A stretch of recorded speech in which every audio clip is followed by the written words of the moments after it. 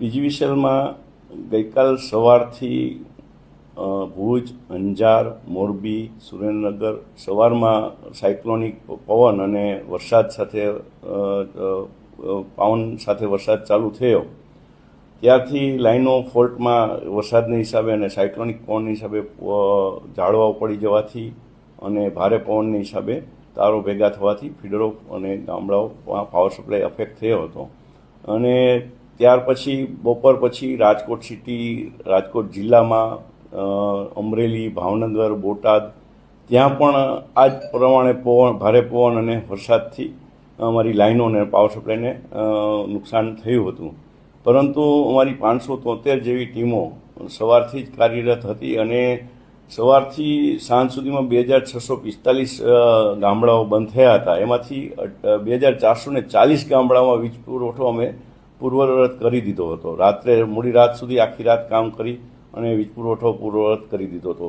હાલમાં પણ અત્યારે પણ સવારથી, કારણ કે રાત્રે થાંભલાનું રિસ્ટોરેશન કરવું શક્ય હોય એટલે સવારથી જ્યાં જ્યાં થાંભલાઓ પડી ગયેલા છે અને એની હિસાબે ગામડાઓ હજી પણ બંધ છે એ અમે બપોરના 12 સુધીમાં વીજ પુરવઠો તમામ ગામડામાં શક્યતા પૂર્વવત કરી દે એવા અમારા પ્રયત્નો છે.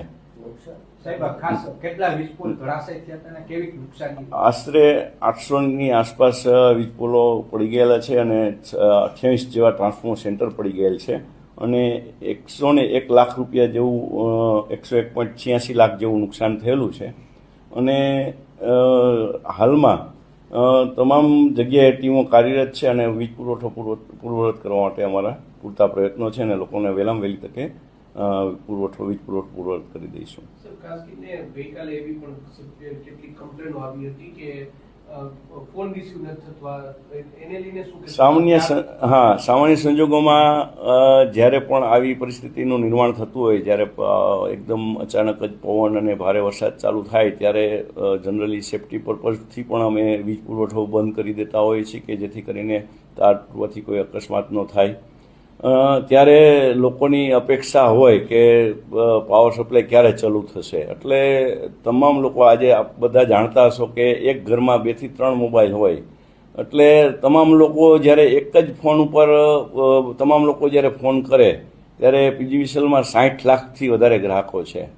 ત્યારે આ વસ્તુ એટ એ મોમેન્ટ પરિસ્થિતિ સર્જાતી હોય છે. જનરલી નોર્મલી આવું થતું નથી હોતું. તો અમે પણ એવા પ્રયત્નો કરીએ છીએ કે લોકોને મેસેજથી અને જાણકારી મળે એવા પણ અમારા ટેકનોક્રેટ પ્રયત્નો અમારા ચાલુ છે કે જેથી કરીને આ લોકોની જાણકારી મળી જાય કે મારો પાવર સપ્લાય ક્યારે ચાલુ થશે તો એટલા ફોન ઓછા આવે એવા પણ અમારા પ્રયત્નો આજની તકે પણ ચાલુ જ છે.